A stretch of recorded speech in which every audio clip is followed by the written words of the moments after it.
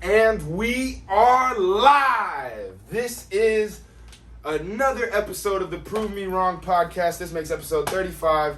I'm your host, I guess. Like, I'm not hosting anybody. I'm hosting y'all. I'm your host. Yeah, that's what that... Okay, cool. I'm cool with that. I'm your host, Carlos Ojeda, and welcome to Los's Corner Store. So let's jump straight into it. Let's get right into the NFL. Not a lot of news because we're kind of taking like a little, like, not a break, but like this is going to be like a 10-day stretch without football. So, I mean, college football started back up. That's cool. I don't report on that because I don't know enough about it. Too much to keep up with. But that's cool. Miami plays Alabama tomorrow. Yeah, I'll probably drop this today. Yeah, I'll drop it today. So, yeah, they play Alabama and Miami tomorrow on Saturday, week 1. Excuse me. But I do got some cool stuff for you. I'm going to do my 2021 season record predictions. I went on www.playoffpredictors.com/football/NFL, and it runs down the whole season every single week, and it breaks down the games for you. You get to like pick your winner and loser, and it gets all of the records and rankings and stuff like that all situated for you. So that was pretty cool. That's pretty fun for me to do. And let's start with the AFC East. You already know. So look, I'm a Dolphins fan, so I'm biased. So anything I say, I feel like you should. I feel personally as if you should just take it and put like 2 more losses and 2 less wins. But I do genuinely feel like this will be the Dolphins' record as an optimistic Dolphins fan. So with the AFC East, I have Miami actually winning the division at 13-4. And Buffalo also with a record of 13-4. So that means we had a better divisional record than Buffalo did. The New York Jets are 7-10. The New England Patriots will be 6-11. So that's going to be 2 young quarterbacks. Just got drafted. Going to lead their teams from week 1. I don't think that's a bad start for either of those guys. 7-10, 6-11. Zach Wilson to get 7 wins, it will be the biggest news ever in the history of the Jets if Zach Wilson gets 7 wins in his first season. New England, yeah, Mac Jones doesn't have receivers like that. I mean, they're trying, but doesn't have receivers like that. Doesn't really have a running back like that. They're trying. But,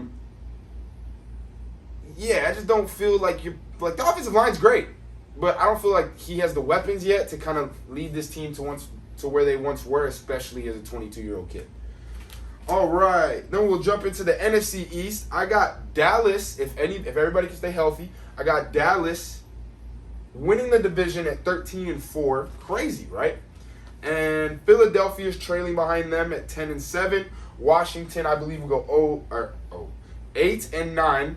And the New York Giants, I'm sorry, like I literally, after I did all of my weeks, I went to I was writing this stuff down, and I wrote I wrote it down, and I kind of went back through the weeks and did New York all over again just to see like maybe, and I still got 1-16. So I'm predicting that the New York Football Giants will move on from Daniel Jones after he leads them to the worst season in franchise history. Awesome. Let's get into the AFC South. I got Tennessee going 15-2. They're my sleeper pick for this season. Not really a sleeper because now they have Julio, but Tennessee's always been on like my list of good teams. Like since they got Tannehill, since they got Henry, they have Super Bowl potential every single year in my opinion. I don't care. So I got them at 15-2. I got Jacksonville. Hear me out here. I got Jacksonville at 6-11. Look,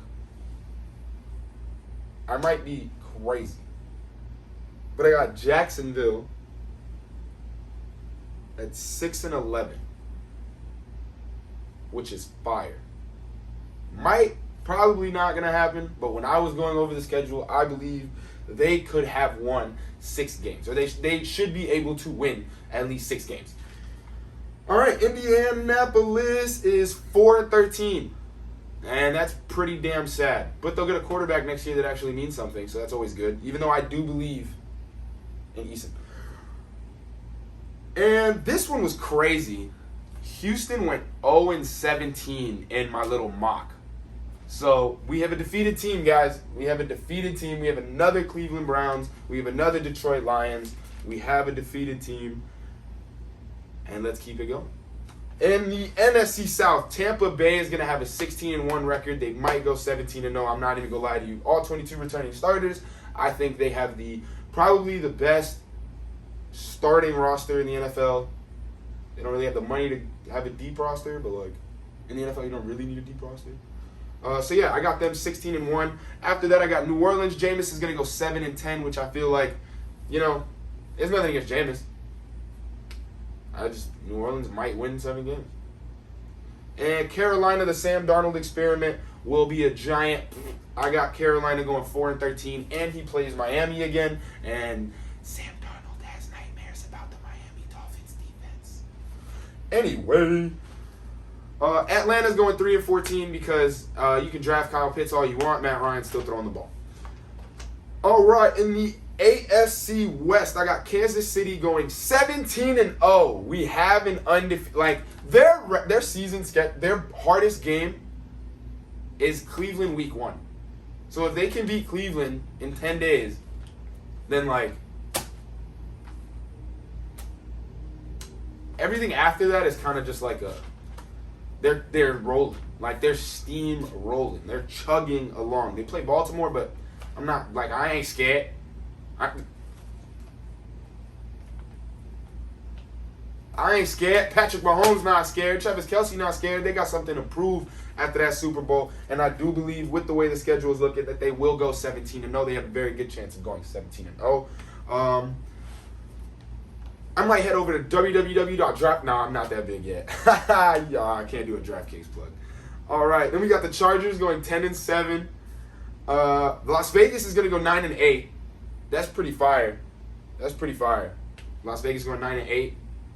Derek Carr's in there chugging and trying, but there's something I think an organization has to mesh with a quarterback, and I don't think they want to mesh with Derek Carr. So I think it's just going to be they're going to be the Dallas Cowboys from 2012 to 2015. That's what Las Vegas is going to be for probably the next 3 to 4 years. Anywho, Denver is going 3-14 because I don't trust Teddy Bridgewater or Drew Lock. Even though I trust Drew Lock more, and I really feel like if they would have named Drew Lock the Week 1 starter, that he would have had a lot more confidence, and he would have played better, and then they'd probably win more than 3 games. They'd probably win 6, maybe 5 or 6. But yeah, I think that's wild. And that's not that it's not that I don't believe in Teddy Bridgewater, even though I just said I don't believe in Teddy Bridgewater. It's just Teddy Bridgewater's he's generic quarterback insert here. Teddy Bridgewater is a great athlete and a great quarterback. Not anymore. He's a good quarterback, solid quarterback. But if you're an organization, I get it. If you're trying to tank, if Vic Fangio doesn't want a job next year, I get it. But if you're an organization trying to move up and groom their young players, because that defense is groomed. That defense is young and groomed, and they're going to be the next Legion of Boom probably in the next 2 to 3 years. But that offense needs work. And I get Vic Fangio was a defensive guy, and that's his thing. But the offense needs work, and you start with bringing in young players and developing them from the bottom. And that you don't do that with a free agent Teddy Bridgewater. You do that with the guy you moved up in the draft to go get in Drew Lock. I get the experiment hasn't been working as of yet, but just what do you have to lose anyway? You're not in a position to get a better quarterback. So what do you have to lose anyway? Accept your job.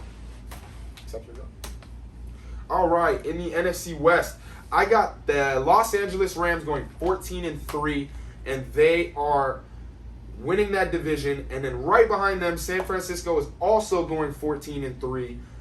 So I guess the Rams had a better divisional record than the 49ers. And then Seattle's 11-6, and Arizona will have a fall-off year. I think this will be Cliff Kingsbury's last year in that offense. And I think they're going to go 6-11. In the AFC North, I got Cleveland winning the division at 13-4. Baltimore trailing right behind that at 11-6. Pittsburgh and Mike Tomlin is going to have their first losing season together, and they're going to go 6-11. I don't think you should fire Mike Tomlin, though.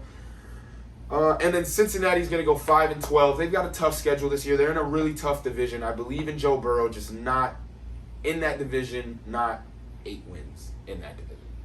All right, and in the NFC North, we got the Green Bay Packers winning the division, being the only above 500 team. Chicago's going to go 8-9. That sounds really weird to say. Chicago's going to go 8-9. Ugh. So Chicago's going to go 8-9, I believe. They're going to win more games with Justin Fields than lose with Justin Fields. So it's a matter of getting that boy in the game because, I'm so sorry. Getting that man in the game because he is a dog. That man I called it. I called it. I think Justin Fields will have the best career of any of the quarterbacks drafted in that class. I could see it in his face. I could see it when he's doing interviews and before the draft, when he was doing interviews and nobody was considering him to be the top quarterback I could see the anger and the disrespect on his face. And I think I watched him on QB1 Beyond the Lights, and he comes from a great family, a hardworking family. And from what I saw, I don't know the dude, but I think he's really, really, really, really, really gonna be pissed his entire career about that. And you just let the pit bull off the chain, dude. Not really. Matt Nagy will eventually let the pit bull off the chain, but the pit bull coming out, and the pit bull gonna bite, for real. And then Minnesota's going 5-12. Kirk Cousins is going to lose his job. And then Detroit. So we actually have ding, ding, ding, ding, ding, ding, ding, ding, ding, ding, ding, ding. 2 defeated seasons. Detroit and Jared Goff will win 0 games. 0-17, baby. Penei Sewell has not looked good in the preseason. I just don't think they have the weapons around Jared Goff to do anything. I think the defense is suspect. I love Dan Campbell. I don't want the Detroit. I love Detroit. I love the Lions. But I'm not doing this based off heart. I'm not doing this based how much I love the organization. I'm doing this on a week. I went week to week. And at the end of it, Detroit came out losers. No wins. I just don't think they have the roster. I think them and the Texans, if Deshaun doesn't play for the Texans, obviously. But I just don't think they can do it. I hope Dan Campbell wins some games so he keeps his job and lets Jared Goff go and then get, you took 2 picks off the Rams. You can get a quarterback. Lead Detroit, Dan. You can't do it with Jared, but you can do it. All right. Now let's get into our NFL. Oh, shoot. I forgot. I'm going to announce the playoff teams. I'm not going to tell you the seeding or anything. You can figure that out. But, so the playoff teams are Miami and Buffalo out of the East. This is AFC first. Tennessee out of the South. Kansas City and the Chargers out of the West. And then Cleveland and Baltimore out of the North. And then in the NFC, we got Dallas and Philly coming out of the East. We got Tampa Bay being the only team out of the South. We got Green Bay coming out of the North. And then with a whopping 3 teams, the AFC West is bringing the Rams, Niners, and Seahawks. I can't wait. Oh, my God. That's the best division of football. That is the best division of football. You got Russell Wilson, DK Metcalf, Tyler Lockett, Nick Bosa, D Ford. Wait, maybe D Ford? Doesn't even matter. Trey Lance now. Raheem Mostert, Aaron Donald, Jalen Ramsey, Matthew Stafford, Cooper Kupp, Robert Woods, Cam Akers, even though he's out for the season. That is a stacked division. That's the best, in my opinion, it's the best division in the league. And Mikey will agree with me on that. He's not here, but he will be soon. We're trying to get him on more often. All right, so let's get into our NFL way too early predictions. these are like my awards and like who I think will win the Super Bowl, because on playoff predictors you do get to go all the way to the Super Bowl, and this is how the chips fell. So MVP, I got Patrick Mahomes. I think Patrick Mahomes will solidify his number one spot on the NFL Top 100 via the players. So I think he's definitely going to win MVP this season. Offensive Player of the Year, I'm going to go Derrick Henry, just because they're not going to give a running back MVP, but he's going to rush for 2,000 yards again. And then they'll be like, we'll give you Offensive Player of the Year again, but they won't give him an MVP. Offensive Rookie of the Year, Mac Jones. Yes, said it. That's 6-11 for New England. I think it's gonna. Bro, sis, brothers and sisters, that 6 wins will be the most impressive 6 wins. I don't know anybody on the Patriots offense, and they're in my division. I don't know nobody on the Patriots offense other than Mac Jones. That's a lie, but I'm exaggerating. So it's like 6 wins on the Patriots, like took the bull by the horns. Yeah, like, bro, you're not stepping into the Jacksonville 6. If you give Jacksonville 6 wins, like, that's awesome, and nobody expects that. But there's no pressure. You're just going out there and playing football, having fun. Mac Jones has pressure. He is the successor. Bill Belichick hand chose him. All I gotta say. Coach of the Year is gonna go to Andy Reid, because you're not gonna give it to the guy you're not gonna not give it to the guy who won 17-0. Defensive Player of the Year. I talked about this yesterday on the last pod with Mike. I do believe the media wants to give it to TJ Watt, but I do also believe that Aaron Donald gets triple teamed, and eventually he gets quadruple teamed, and it'll eventually be on a consistent basis. So, yeah, dude. I just think Aaron Donald's going to do it again. Like, I think he's just going to be the monster that he is again. Period. All right, Defensive Rookie of the Year. I got Micah Parsons, Dallas Cowboys. No, that boy a monster. That boy a monster. Monster. And he just want to play. Let the man play football. All right, Comeback Player of the Year, Dak Prescott. I don't even want to talk about it. Gruesome injury. Horrible, horrible things have happened to this man, and he will come back, and he will lead the Dallas Cowboys to 13-4. And he will win Comeback Player of the Year. Super Bowl champ, Green Bay Packers. Bro, I think they're going to go 14-3, what I predicted. And then after that, like, I don't see nobody. Like, Tampa, this is going to be a good NFC Championship game, I'll tell you that. But I don't think Rodgers is losing. I don't know. I just don't think he's losing. Period.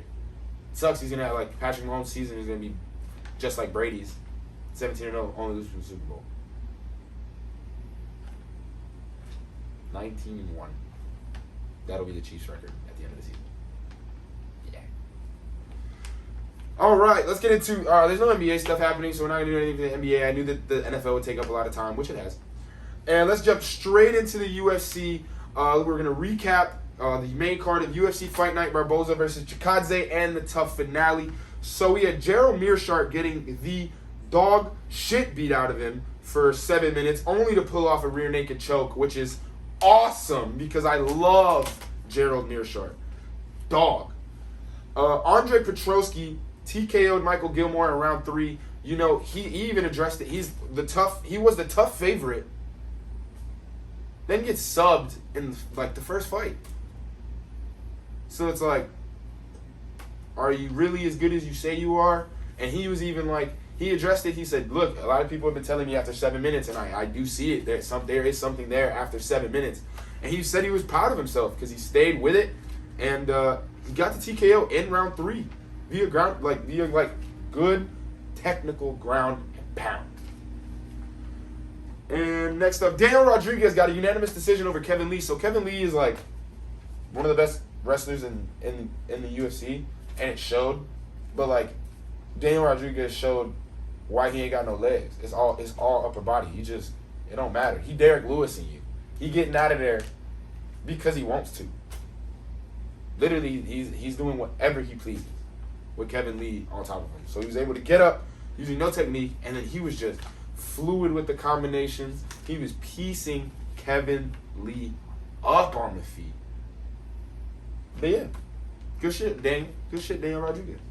All right, Ricky Tercios got a split decision over Brady Highstand for the tough 135-pound, I was about to say strap, but it's not a strap, winner. He's the tough bantamweight winner. It was a great fight. Like, these guys went back and forth, and they were throwing sledgehammers at each other. It was good grappling exchanges. Like, this was if you want to introduce somebody to mixed martial arts to the fight game, show them that fight. That's what the beauty of tough is.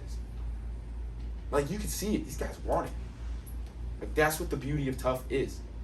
So yeah, show them that fight. That was a great fight. Congratulations, Ricky Tercios. All right, then we got Brian Battle submitting Gilbert Urbina to become the 185-pound tough winner. And that was pretty scary. He did it in round 2. Urbina was kind of tired because Urbina was a short notice replacement against Gore because Gore got hurt. So it should have been Battle versus Gore. And I really feel, I said this many times. I'm not going to get into it again. But, like, I really feel like they should have just rescheduled the fight. Because now a whole tournament doesn't mean shit to me. It just, like, I know when I'm watching that 135 fight that these were the best 2 135ers in the house. When I was watching the 185 fight, I did not feel that at all.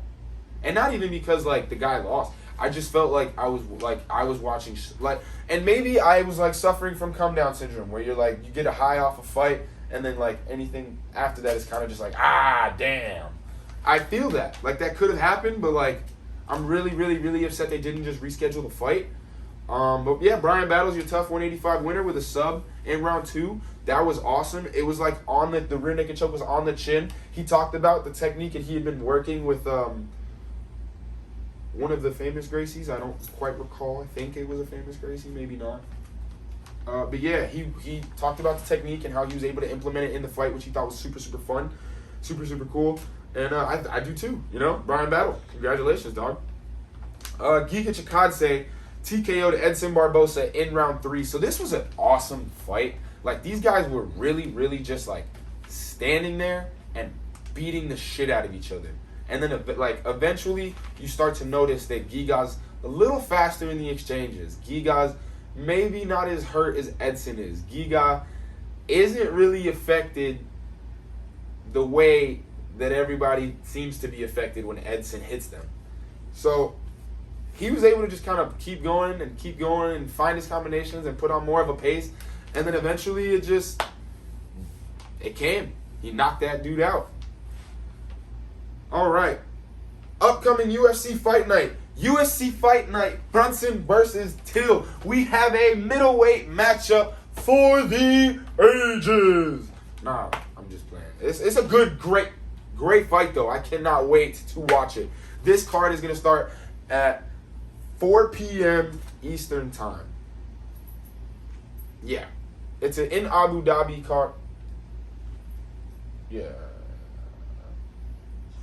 No, it was supposed to be a London card, but they couldn't do it in London, so to accommodate for the audience in London, they changed the time, moved it around, kind of like they do for the Abu Dhabi cards. All right, we got Paddy Pimblett making his UFC debut versus Luigi Vendramini. It's Paddy Pimblett, boys. Paddy Pimblett is finally in the UFC. Paddy the Baddie, MMA on Point's favorite Liverpoolian. I love him too. Like, he's just one awesome dude to just listen to. He's like Conor McGregor, but British, and it's awesome. So yeah, I got Paddy Pimblett winning that fight. Modestas Bukauskas versus Khalil Roundtree Jr. Khalil Roundtree Jr. is coming off 2 losses. He's a tough dude that doesn't want to be one of those tough guys that doesn't make it into the that makes it into UFC and can't cut it after 3 losses after a long career. So even though Modestas is also on 2 losses, I feel like there's more pressure on Khalil, and I feel like this is the one that he'll like shine. Like this is the one where it'll happen. All right, then we got Alex Morono versus David Zawada. This is going to be a great fight, but I got Alex Morono winning that one. Tom Aspinall versus Sergey Spivak. So this is heavyweight matchup, really good heavyweight matchup. Tom Aspinall's the greatest thing in British mixed martial arts right now. He's lighting the UK scene on fire. Kind of like a young Michael Bisping, but he's doing it with less trash talk and more just dominance. Like he's kind of just doing whatever he wants with these.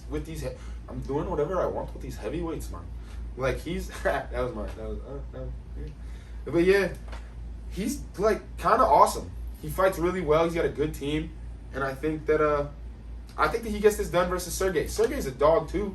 Sergey's a great got heavy hands, but I feel like he's just a stationary target, and then he gets hurt and shoots. And I feel like Tom has the jiu-jitsu, if he does shoot, to just kind of let it go to the ground and do what he do. You know, he did it versus Andrei Arlovsky. He could definitely do that versus Sergey Spivak. All right, and finally, we got Derek Brunson versus Darren Till. Woo-hoo-hoo. So Derek Brunson is on a hot streak right now. 5 straight wins. Just beat Kevin Holland, who was, he's the hottest thing in the sport, honestly, in my opinion. I don't give a fuck. To the hardcores, Kevin Holland's the hottest thing in the sport. To the casuals, maybe not so much. But, as a hardcore, I consider my opinion valuable. Which you should, too. But he just got a win off Kevin Holland, who's, the poster boy right now for the UFC and mixed martial arts. And Darren Till lost to Robert Whittaker.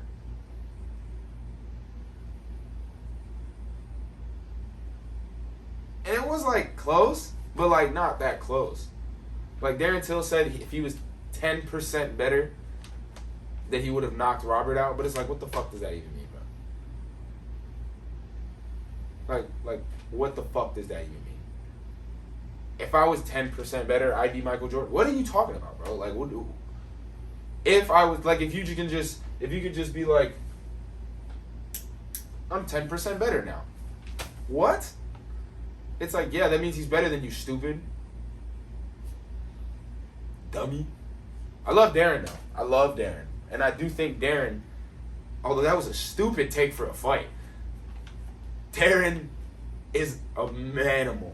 That he's called the gorilla, man. That dude literally, he has a mystique about him. He walks in there and he just, boom, boom, boom. He waits. Boom. Drops bombs on people. He don't give a fuck. He'll talk to you, too. And in this middleweight matchup, I have Darren Till winning. Yeah, I got Darren Till winning. I actually got him knocking him out.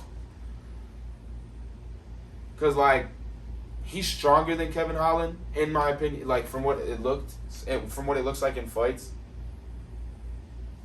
So it's Derek Brunson might have a harder time taking down Till. And if he does, I'm going to guess Till hits harder than Kevin Holland. Kevin Holland, I love Kevin Holland. This is my Kevin Holland appreciation episode. No, but yeah, I feel Till just has what it takes to get it done. Because Kevin Holland was fucking Brunson up. Fucking him up. And I think Till's got more power. Probably about the same. Nah, Till's. I want to see Kevin Holland versus Darren Till. I ain't even gonna lie to you. But now that I'm thinking about it, yeah, I really do want to see Kevin Holland versus Darren Till. UFC, Sean Shelby, Dana White, make it happen. Get my boy Big Mouth his shot. Kevin Holland. versus Darren Till. They both got fights coming up. That means that they both can sign a contract and fight at the same time. Again, each other. Fire. They need wins. Let's make it happen. Actually, I honestly think in order for Darren to fight Kevin, he'd have to lose this fight. But I still got him winning. TKO round 3. Awesome. And we are done, guys. This has been a fun one. I just got on here and I was like, you know what? Today I'm gonna ramble, and I did. I talked about a whole lot of cool stuff. Thank you guys so much for tuning in. Thank you to moms. My mom's is the best. My mom's is the shit. I love my mama. Don't ever get caught lacking saying something about my mama. But nah, I love you, mom. And we are out. I'm gonna dance it out, even though there's no musika.